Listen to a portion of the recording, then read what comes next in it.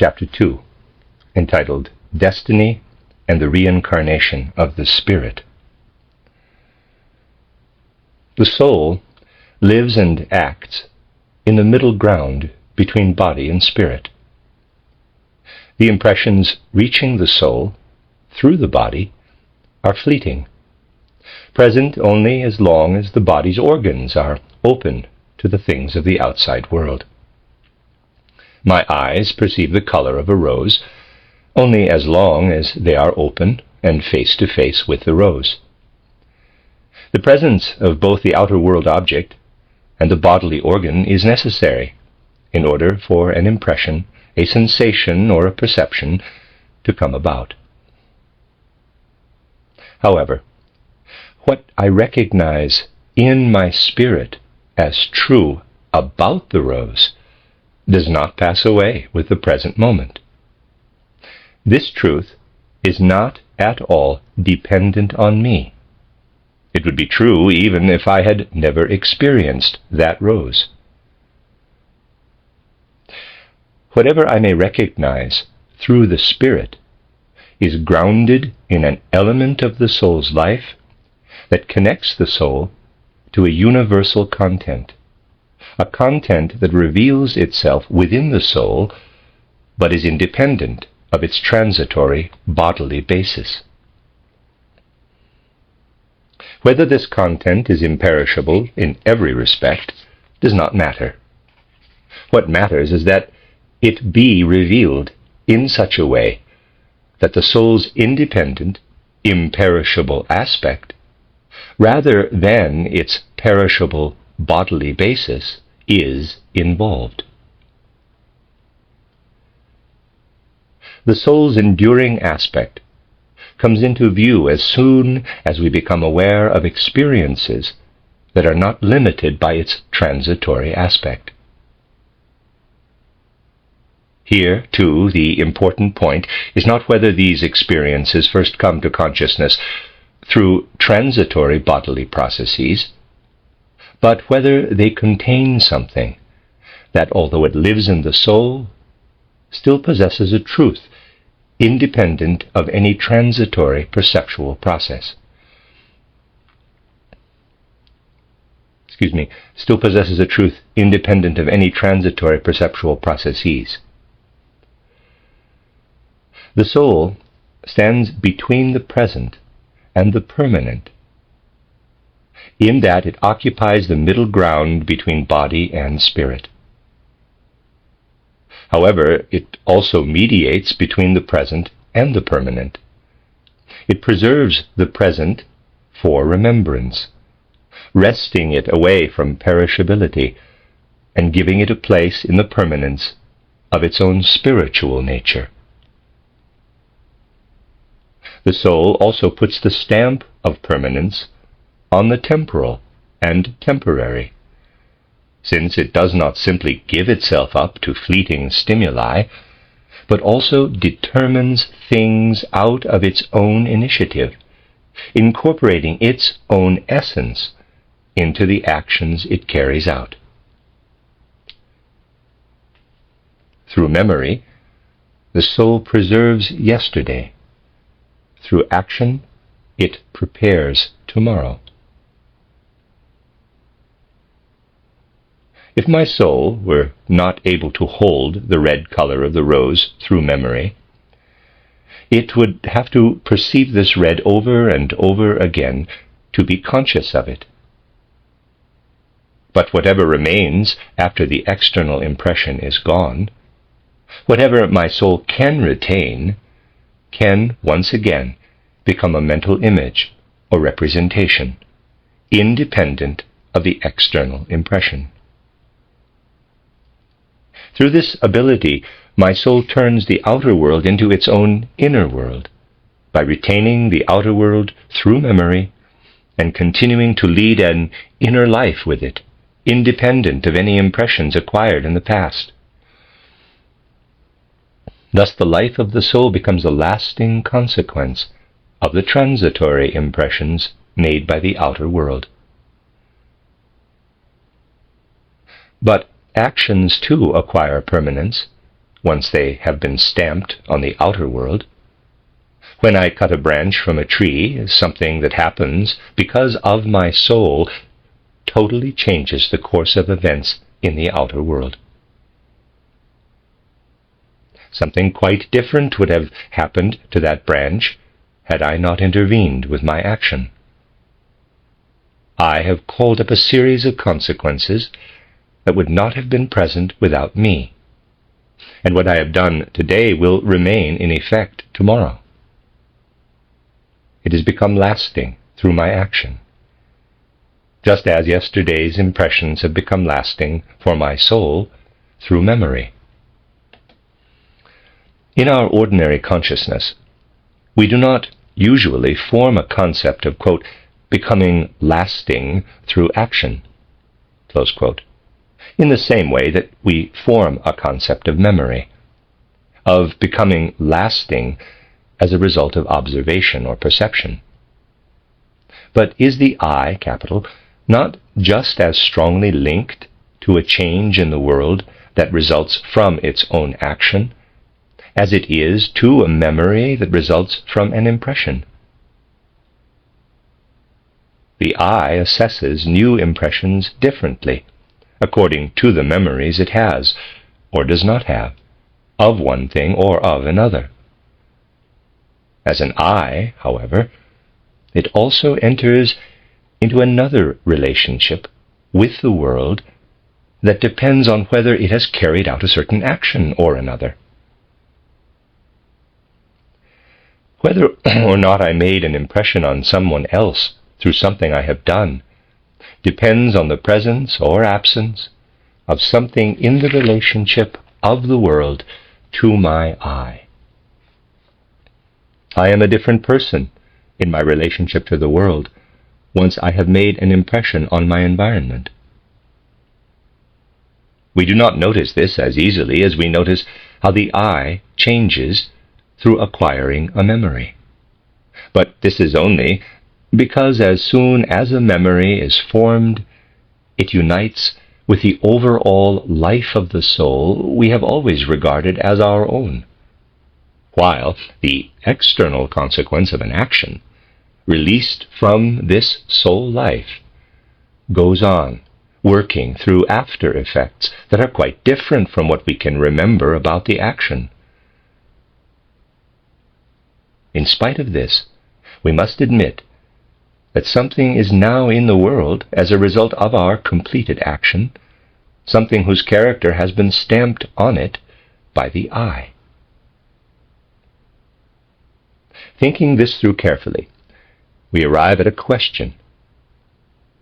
Could it be that the results of our actions, whose character has been impressed on them by the I, have a tendency to come back to the I in the same way that an impression preserved in memory comes to life again when an outer circumstance evokes it? What is preserved in memory is waiting for a reason to reappear. Could it be the same with things in the outer world that have been made lasting by the character of the I? Are they waiting to approach the soul from outside, just as a memory waits for a reason to approach from inside? This is only posed here as a question, since these results, laden with the character of our I, may well never have any reason or opportunity to meet our soul again. However, if we follow this line of thought carefully, we can immediately see that such results could exist, and by their very existence determine the relationship of the world to the I. The next thing to investigate is whether anything in human life suggests that this conceptual possibility points to an actual reality. Looking first at memory, we can ask how it comes about. Obviously, the process is quite different from how sensation or perception comes about.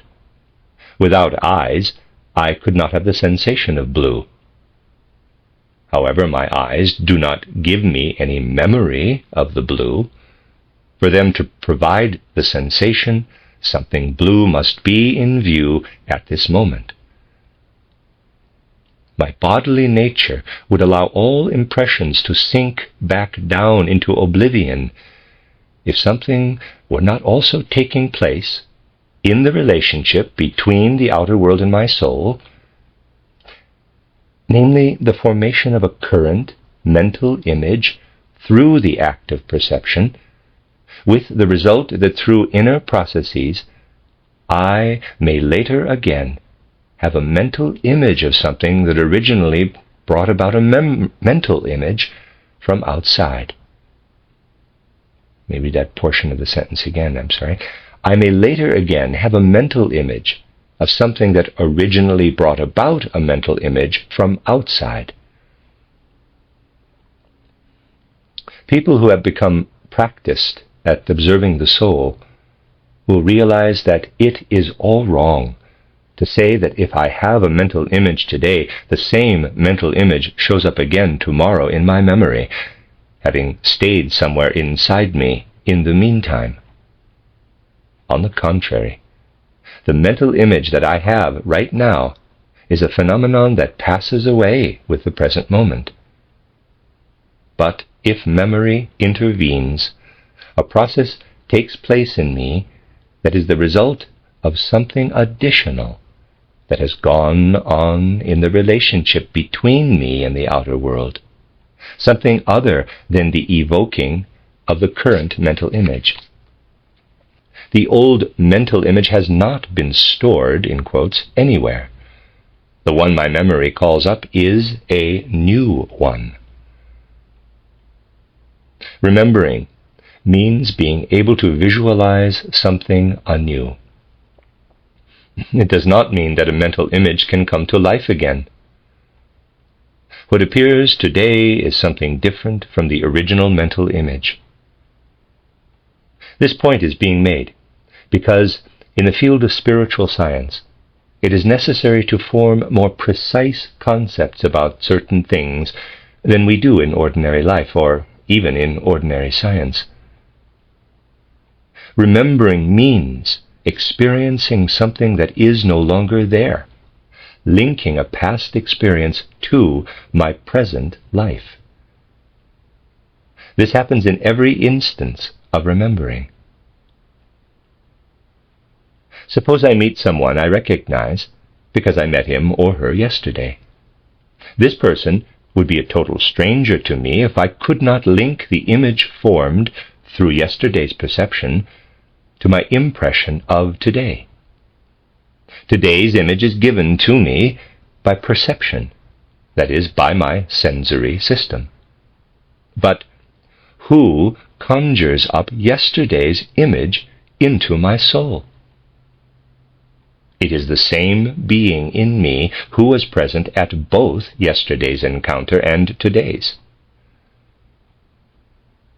Throughout the preceding discussion, this being has been called, quote, the soul, close quote. Without this trusty keeper of the past, every external impression would be a new one for us. The soul imprints on the body the process by which something becomes a memory. However, the soul must first do the imprinting and then perceive its imprint just as it perceives something outside itself. In this way, the soul is the keeper of memory. As the keeper of the past, the soul is continually collecting treasures for the spirit. My ability to distinguish right from wrong is due to the fact that, as a human being, I am a thinking being capable of grasping truth in my spirit. The truth is eternal. Even if I were continually losing sight of the past and each impression were new to me, the truth could still always reveal itself to me again in things. But the spirit in me is not restricted to the impressions of the moment. My soul widens the spirit's field of vision to include the past. And the more my soul can add to the spirit from the past, the richer the spirit becomes. The soul passes on to the spirit what it has received from the body. Thus, at every moment of its life, the human spirit carries two very different elements. First, the eternal laws of the true and the good. Second, the recollection of past experiences. Whatever it does is accomplished under the influence of these two factors. Therefore, if we want to understand a human spirit, we must know two different things about it. First, how much of the eternal has been revealed to it, and second, how many treasures from the past it holds. These treasures do not remain in an unchanged form for the spirit, however. The impressions we gain from experience gradually fade from memory, but their fruits do not. For example, we do not remember all the experiences we went through as children learning to read and write, but we would not be able to read or write now if we had not had these experiences, and if their fruits had not been preserved in the form of abilities. This is how the spirit transforms its treasure trove of memories. It abandons to fate anything that can lead only to images of individual experiences, keeping only the power to heighten its own abilities. We can be sure that not a single experience goes to waste, since the soul preserves each one as a memory, and the spirit extracts from each one whatever it can use to enhance its abilities and enrich its life. The human spirit grows as these experiences are worked over and assimilated.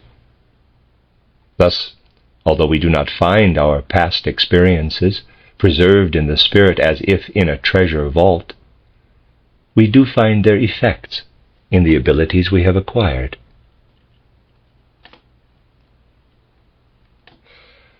Until now, we have been considering the spirit and the soul only between birth and death. But we cannot leave it at that. That would be like considering the human body only within these same confines. Of course, much can be discovered within them, but we will never be able to explain the human form through what exists between birth and death. This gestalt cannot build itself up directly out of mere physical substances and forces. It must descend from another form, or gestalt, like itself, that has come about through reproduction. Physical substances and forces build up the body during its lifetime, while the forces of reproduction enable it to bring forth another body of the same form, that is, one that can be the carrier of the same life body. Every life body is a repetition of its immediate ancestor. And because this is so, the form the life body assumes is never arbitrary, but is the one that it has inherited. The forces that have made my human form possible came from my ancestors. But the human spirit also assumes a definite form, or gestalt. Parenthesis, the words are, of course, being used here in a spiritual sense. Close parenthesis. And human spiritual forms are as different as they can possibly be. No two individuals have the same spiritual form. Our observation in this realm must be as calm and objective as it is on the physical plane.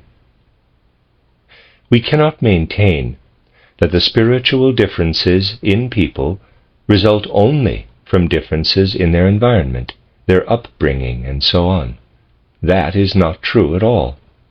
because two people from similar environments and of similar educational backgrounds can still develop in very different ways. We are forced to admit that they must have begun life with very different endowments. At this point, we are confronted with an important state of affairs, which, if we recognize its full implications, sheds light on the essential nature and constitution of the human being. Of course, if we choose to turn our attention only to the material aspect of events, we could say that the individual differences in human personalities result from genetic differences in the reproductive cells they develop from. If we take into account the laws of heredity discovered by Gregor Mendel and developed further by others, this point of view can indeed seem very plausible and also scientifically justifiable. Such a point of view, however, only demonstrates a lack of insight into how we really relate to our experience. Careful observation of the pertinent details will show that outer circumstances affect different people in different ways through something that never directly interacts with their material development. A precise researcher in this field will see that what proceeds from material potentials is separate and distinct from what may originate in our interaction with our experiences, but takes shape only because the soul itself enters into the interaction. Clearly, the soul relates to something in the outer world that through its very nature has no connection to genetic potentials. In our physical form, or gestalt, we are different from the animals, our fellow creatures on the earth. Within certain limits, however, all human beings are of similar form. There is only one human genus and species. No matter how great the differences between races, tribes, peoples, and personalities may be, in all physical respects, the similarity between two human beings is always greater than that between a human being and an animal of any species. Everything that comes to expression in the human species is determined by heredity, passed down from one generation to the next. Our human form is bound to this heredity. Just as a lion can inherit its physical form only from its lion ancestors, we can inherit ours only from our human ancestors. The physical similarity between human beings is apparent to the eye, and the difference between human spiritual forms is equally apparent to the unbiased spiritual view. This is demonstrated by one very evident fact, that human beings have biographies. If we were nothing more than members of our species, no individual biographies would be possible. A lion or a pigeon is of interest only as a member of the lion or pigeon species. We understand everything essential about the individual once we have described the species. It does not really matter whether we are dealing with a parent, child, or grandchild. What is interesting about them is common to all three generations. What a human individual signifies, however, only begins where he or she stops being merely a member of a genus and species and becomes an individual being. I certainly cannot grasp the essential nature of Mr. John Doe by describing his son or his father. I have to know his own personal biography.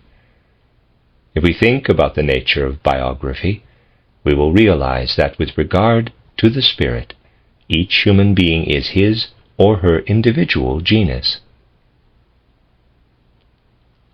Of course, if, in quotes, biography is interpreted to mean nothing more than a superficial listing of events and experiences, we might well insist that it would be possible to write the biography of a dog in the same sense as that of a person. However, if a biographer captures a human being's uniqueness, it will be clear that this biography of one human being corresponds to the description of an entire animal species. Obviously, something resembling a biography can be written about an animal, especially an intelligent one, but that is not the point.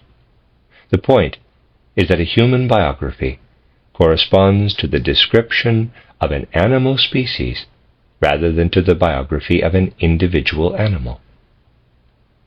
Some people will always try to refute statements like this by saying that people who work with animals, zookeepers, for instance, are well aware of individual differences between animals of the same species. Such comments, however, demonstrate only an inability to distinguish individual differences from differences that can be acquired only through individuality. Just as genus and species can be understood in a physical sense only once we grasp that they are determined by heredity, the individual spiritual being can be understood only by means of a similar spiritual heredity. I possess my physical human form because I am descended from human ancestors. But where does what is expressed in my biography come from? As a physical human being, I repeat the form of my ancestors. But what do I repeat as a spiritual human being? If we insist that what my biography encompasses must simply be accepted as it is, that it needs no further explanation, we might as well also claim to have seen a hill out there where lumps of matter stuck themselves together into a living human being. As a physical human being, I am descended from other physical human beings. I have the same form or gestalt as the rest of the human genus. This shows that the characteristics of a genus are acquired within it through heredity. But as a spiritual human being, I have my own particular form, just as I have a personal biography. Therefore, I cannot have acquired this form from anyone other than myself. And since I came into this world not with general, but with very specific predispositions of soul that have determined the course of my life as revealed by my biography, my work on myself cannot have begun at birth. I must have been present as a spiritual individual before my birth. I was certainly not present in my ancestors, because as spiritual individuals they are different from me, and their biographies cannot explain mine. Instead, I must, as a spiritual being, be the repetition of one whose biography can explain mine. The only other conceivable possibility would be that I have only a spiritual life before birth or conception to thank for molding what my biography encompasses. This idea would be justifiable, however, only if we were to assume that what works on a human soul from its physical surroundings is of the same character as what the soul receives from a purely spiritual world. This assumption contradicts precise observation, however. What exerts a determining influence on a human soul from its physical surroundings works on it in the same way that a new experience works on a similar earlier experience in our physical life. To observe these relationships correctly, we must learn to perceive that some impressions in human life work on the soul's potentials in the same way that standing before something still to be done, works on what we have already practiced repeatedly in physical life. Rather than affecting abilities acquired through practice in the course of this life, these impressions affect potential abilities of the soul. If we achieve insight into these things, we arrive at the idea of earthly lives that must have preceded this one. In thinking about it, we can no longer be content with assuming that this life is preceded only by purely spiritual experiences. Schiller carried a physical form that he inherited from his ancestors. This physical form could not possibly have grown up out of the earth.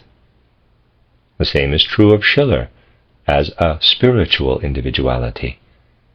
He must have been the repetition of another spiritual being whose biography accounts for his, just as human reproduction accounts for his physical form.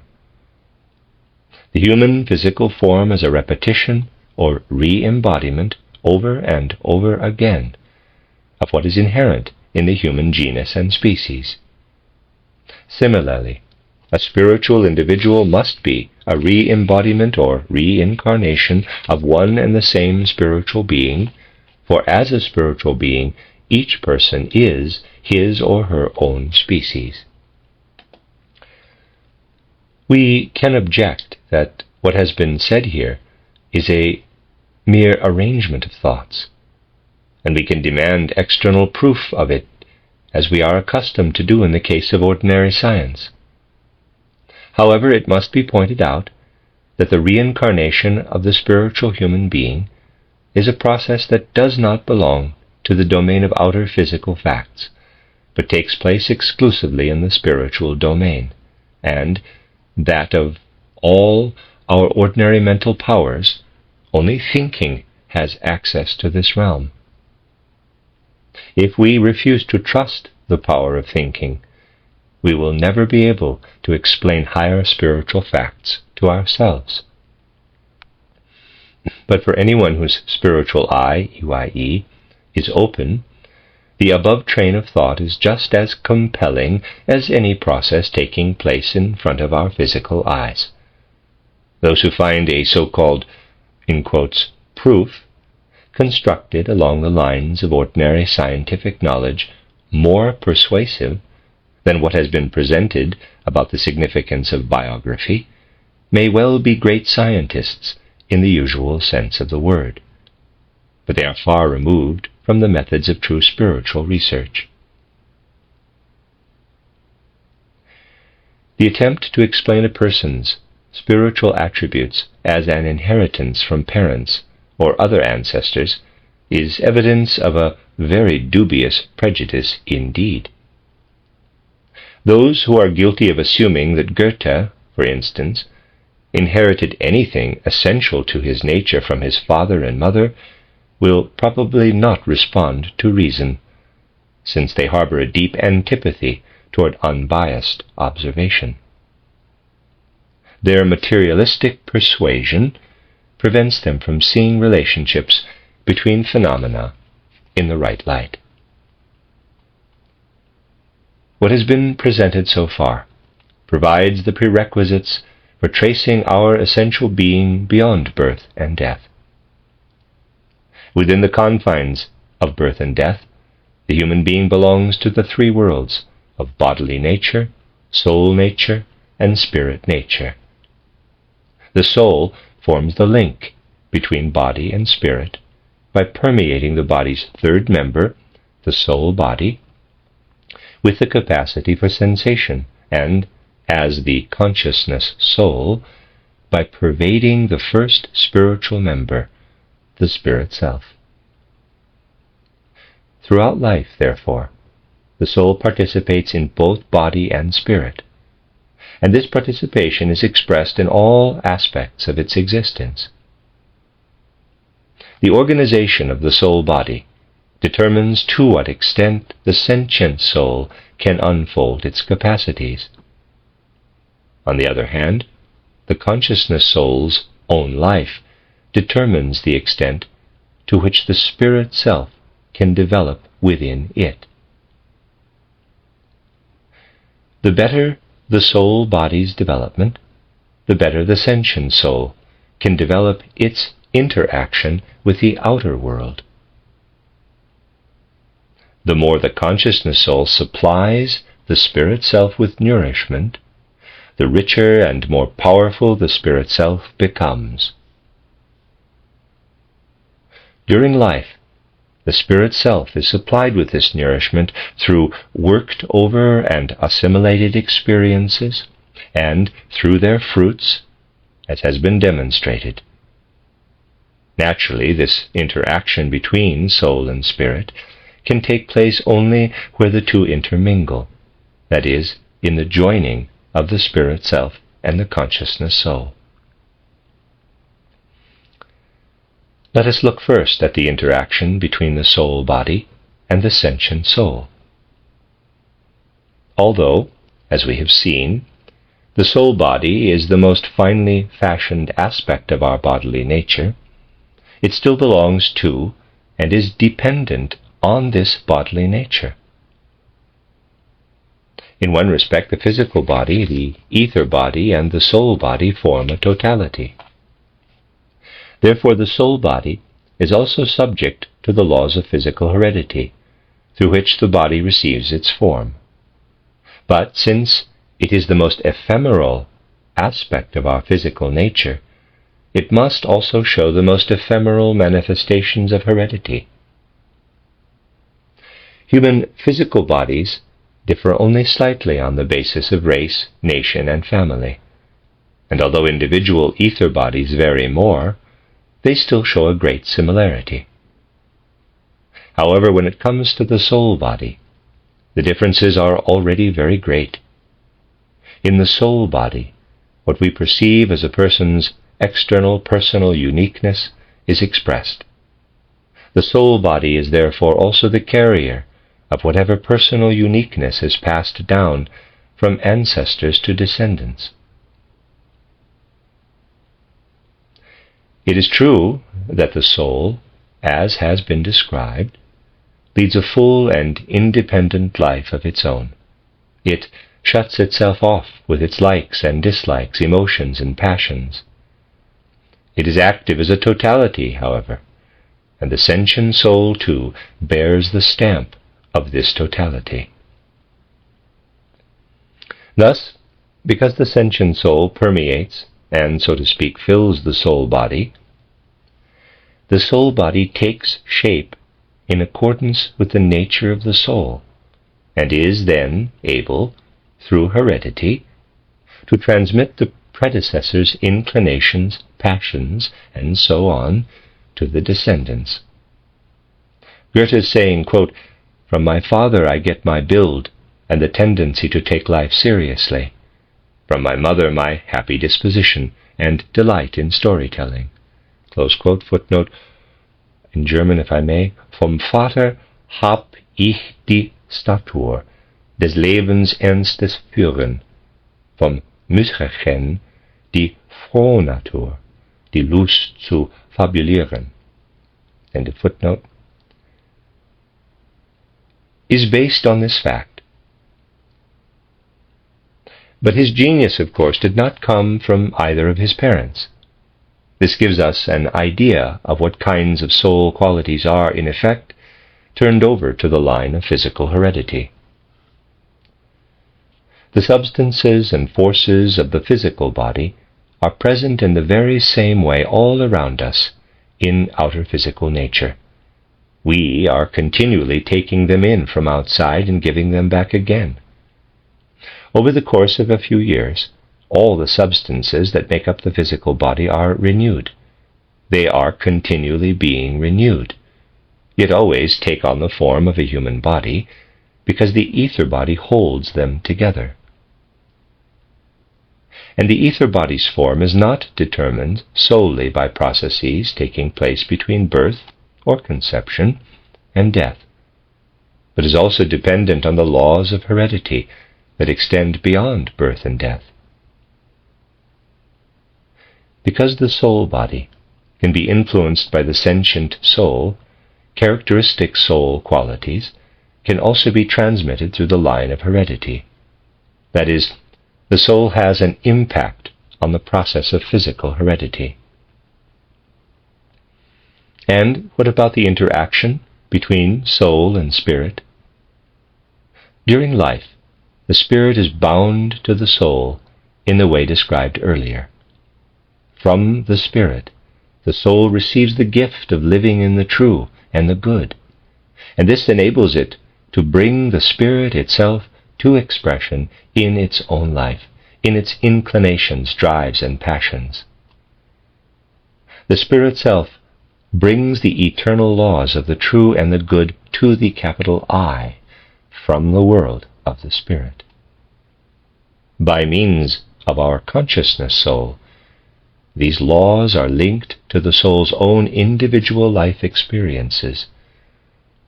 These experiences are transitory, but their fruits are lasting. The fact that they have been linked to the spirit self makes a lasting impression on it. If the human spirit then approaches such an experience and finds it similar to another that it has already been linked to in the past, it recognizes something familiar in it and knows that it must behave differently toward this than if it were encountering it for the first time. This is the basis of all learning. The fruits of learning are the abilities we acquire, and in this way, the fruits of our transitory life are imprinted on our immortal spirit. Are we aware of these fruits in some way? Where do those potentials described above as characteristic of the spiritual human being come from? Surely they can only be based on the various capabilities people bring with them when they set out on their earthly journey. In some respects, these capabilities are quite like the ones we can acquire during our lifetime. Take the case of a genius, for instance. As a boy, Mozart could write down from memory a long piece of music he had heard only once. He was able to do so only because he could survey the whole thing all at once, as a totality. In the course of our lifetime, we can all, at least within certain limits, broaden our capacity to gain an overview of things and to understand the relationships between them. We then possess new abilities. Lessing, for example, said that through his gift for critical observation, he had acquired something very close to genius. If we are not inclined to see such abilities rooted in inborn potential as miracles, we must see them as the fruits of what the spirit self has experienced through a soul. They have been impressed upon the spirit self. And since it did not happen in this lifetime, it must have happened in a previous one. Each human spirit is a species in its own right. Just as individual human beings pass on their characteristics, the spirit passes on its characteristics within its species, that is, within itself. In each life, the human spirit appears as a repetition of itself, with the fruits of its experiences in earlier lifetimes. Thus, this lifetime is the repetition of others, and brings with it what the spirit self has gained in its previous life. When the spirit self takes in something that can develop into fruit, it imbues itself with the life spirit. Just as the life body reproduces the form of a species from generation to generation, the life spirit reproduces the soul from one personal existence to the next. The discussion up to this point has shown the validity of the idea that certain processes in human life can be explained in terms of repeated earth lives, The full significance of this idea can be realized only through the kind of observation that stems from spiritual insights, such as those acquired by following the path to knowledge described at the end of this book. It should be pointed out that ordinary observation, properly guided by thinking, can lead us to this idea, although, to begin with, it will leave the idea in a shadow-like stage, and will not be able to defend it completely against objections that arise from imprecise observation not properly guided by thinking. On the other hand, anyone who comes to this idea through ordinary thoughtful observation is preparing for supersensible observation by beginning to develop something we must have before supersensible observation can begin, just as we must have eyes before physical observation is possible. And people who object that by conceiving an idea like this, we could talk ourselves into believing in the reality of supersensible perception, only prove themselves incapable of really taking up the truth through independent thinking. They are talking themselves into believing their own objections. In this way, the soul's experiences become lasting, not only within the confines of birth and death, but also beyond death. But the soul imprints these experiences not only on the spirit lighting up within it, but also by means of its actions on the outer world, as has been pointed out. What someone did yesterday is still present today, in the form of its effects. Along these lines, the metaphor of sleep and death gives us a picture of the connection between cause and effect. Sleep has often been called, quote, the younger brother of death, close quote. I get up in the morning.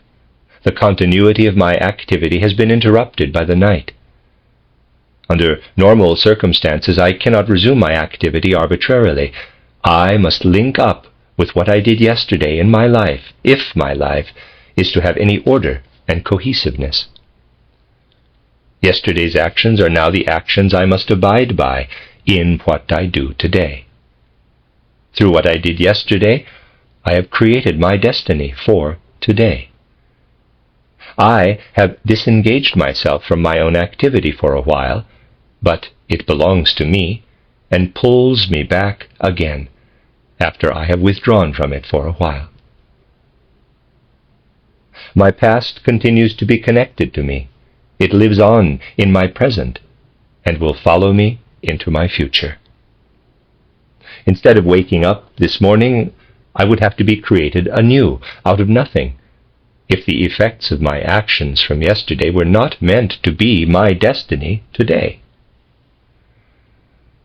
It would be as absurd as if under ordinary circumstances I had had a house built for myself and then did not move into it.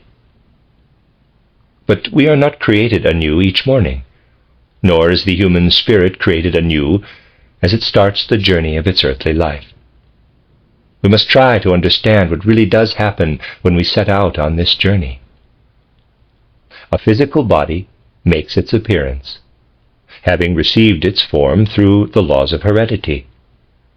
This body becomes the vehicle for a spirit that is repeating an earlier life in a new form. Between the two, leading a self-contained life of its own, stands the soul. It is served by its likes and dislikes, and its wishes and desires, and places thinking in its service.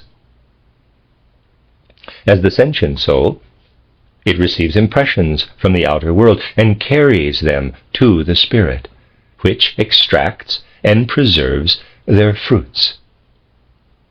The soul plays a mediator's role in a sense, and its task is accomplished in playing this role satisfactorily. The body forms impressions for the soul, which reshapes them into sensations. stores them in the memory as mental images, and passes them on to the spirit to be made lasting. The soul is what actually makes us belong to this earthly life. Through the body we belong to the physical human genus. We are members of this genus. With our spirit we live in a higher world. The soul binds the two worlds together for a while. On entering the physical world, the human spirit finds itself not in an unfamiliar setting, but in one that bears the imprint of its actions. Something in this new setting belongs to the spirit, bears the stamp of its being, is related to it. Just as the soul once conveyed impressions of the outer world to the spirit to be made lasting, it also, as the spirit's organ, transformed its spirit-given faculties into actions that in their effects are equally lasting. In doing so, the soul actually flowed into these actions. In the effects of its actions, the human soul lives on in a second independent life. This gives us grounds for examining how the processes of destiny enter into life.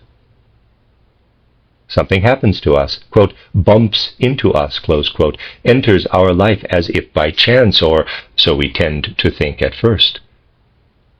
We can become aware, however, that each one of us is the result of many such quote-unquote chance occurrences. If at the age of 40 I take a good look at myself and refuse to be content with an empty abstract concept of the I, capital, as I ponder my soul's essential nature, I may well conclude that I am nothing more and nothing less than what I have become through what has happened to me until now as a matter of destiny.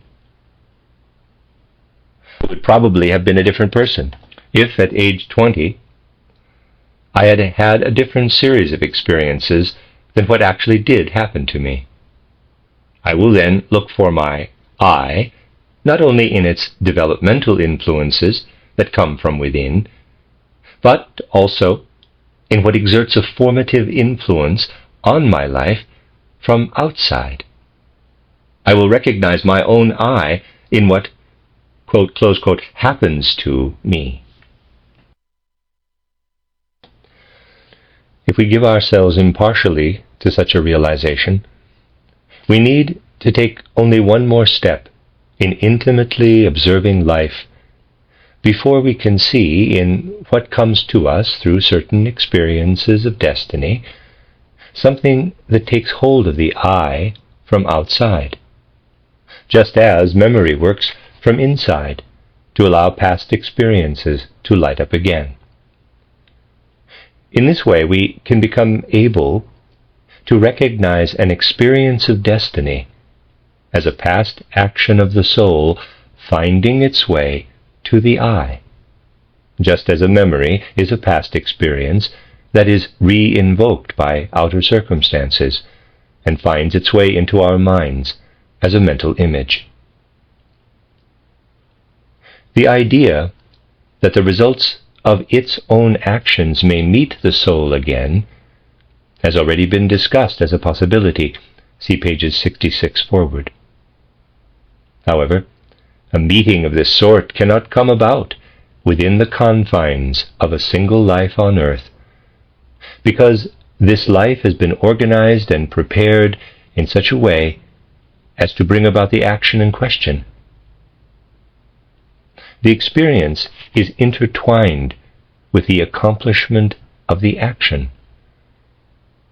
It is as impossible for a specific consequence of this action to return to the soul as it is for us to remember an experience when we are still in the middle of it. Rather, what comes into question here is our experience of consequences that meet the I when it does not have the aptitudes it had during the lifetime in which the action was performed. That is, it is only possible to focus on consequences that come from other earthly lives. As soon as we sense that some apparently coincidental experience is as closely related to the I as anything that takes shape out of the inner being of the I, we can only conclude that in such an experience of destiny, we are confronting consequences that come from earlier lives on earth.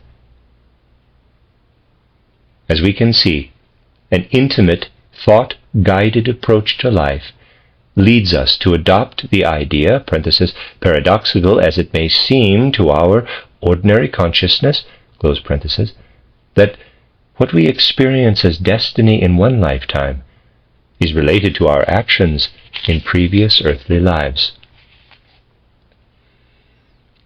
Once again, the full import of this idea can be realized only through supersensible knowledge, without which it remains shadow-like at best.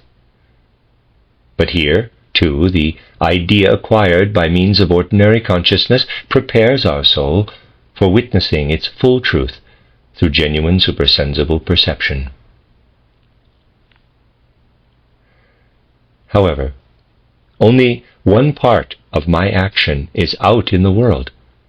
The other part is in me. We can take a simple parallel from the field of biology to clarify the relationship between an I, and its actions. In certain caves in Kentucky are animals that were able to see when they first ventured in, but have lost their sight through prolonged living in darkness. Their eyes have stopped functioning. The physical and chemical activity taking place during seeing no longer happens in them, and the stream of nutrients that once supported this activity has been redirected to other organs. By now these animals can live only in caves. Through their original action, migrating into the caves, they have determined the conditions under which they must now live. Their migration has become a part of their destiny or fate. A being that was active in the past has linked itself to the results of its own actions. It is the same with the human spirit. Only by being active could the soul transmit certain capabilities to the spirit. These capabilities correspond directly to actions. An action that the soul has carried out gives it the strength and potential to carry out another action, which is the direct fruit of the first. The soul carries this around as an inner necessity until the second action has been completed. We could also say that through an action, the need to carry out its consequence is impressed on the soul. Through its actions, each human spirit has truly prepared its own destiny. It finds itself linked in each new lifetime to what it did in the previous one. We may wonder how that could possibly be, since the reincarnating spirit finds itself in a world totally different from the one it left behind. The way we conceive of the chain of destiny when we ask such a question, however, clings to quite external and superficial aspects of life. If my field of activity is shifted from Europe to America, I will also find myself in totally new surroundings, and yet my life in America will still be quite dependent on how I used to live in Europe. If I was a mechanic in Europe, my life in America will take shape quite differently than it would if I was a banker. In the first instance, I will probably be surrounded by machinery again in America. In the second, by the trappings of the banking business. In each case, my former life determines my surroundings. It extracts from the entire surrounding world those things that are related to it, so to speak. It is the same with the spirit self. In a new life, it is obliged to surround itself with things it is related to from its previous life. That is why sleep is a helpful image for death, because during sleep we are also withdrawn from the arena in which our destiny awaits for us. While we are sleeping, events in this arena continue without us, and for a while we have no influence on the course they take. Nevertheless, how we live the next day still depends on the effects of what we did the day before. In reality, our personalities are re-embodied anew each morning in the world of our actions. It is as if what we were separated from during the night is spread out around us during the day. The same holds true for the actions we carried out in earlier incarnations. They are bound to us as our destiny, just as dwelling in dark caves is bound to the animals who lost their sense of sight through migrating into those caves. Just as these animals can live only in the surroundings in which they now find themselves, surroundings into which they have inserted themselves, a human spirit can live only in the environment it has created for itself through its own actions. The ongoing course of events sees to it that when I wake in the morning, I find myself in a situation that I myself created the previous day. Similarly, my reincarnating spirit's relationship to the objects in their surroundings sees to it that I enter an environment corresponding to my actions in the previous life. From the above, we can form an idea of how the soul is incorporated into the overall organization of a human being. The physical body is subject to the laws of heredity. The human spirit, on the other hand, must reincarnate over and over again, and its law consists in having to carry the fruits of previous lifetimes over into the following ones. Our souls live in the present, although this life in the present is not independent of our previous lives, since each incarnating spirit brings its destiny along with it from previous incarnations, and this destiny determines its present life. What impressions our souls will be capable of receiving, which of our desires can be fulfilled, what joys and sorrows will be our lot, what other human beings we will meet, all this depends on what our actions were like in earlier incarnations of the Spirit. People to whom our souls were connected in one lifetime will necessarily encounter us again in a later one, because the actions that took place between us must have their consequences. Souls that have once been associated will venture into reincarnation at the same time. Thus the life of the soul is a product of the Spirit's self-created destiny. The course of a human life within the framework of life and death is determined in three different ways, and we are also, therefore, dependent on three factors that go beyond birth and death. The body is subject to the laws of heredity. The soul is subject to self-created destiny, or to use an ancient term, to its karma. And the spirit is subject to the laws of reincarnation, or repeated earthly lives. The interrelationship of body, soul, and spirit can also be expressed as follows. The spirit is immortal. Birth and death govern our bodily existence in accordance with the laws of the physical world. And the life of the soul, which is subject to destiny, mediates between body and spirit during the course of an earthly life. These three worlds to which we belong will be the subject of the next section of this book, since some familiarity with them is a prerequisite for all further knowledge of the essential nature of the human being.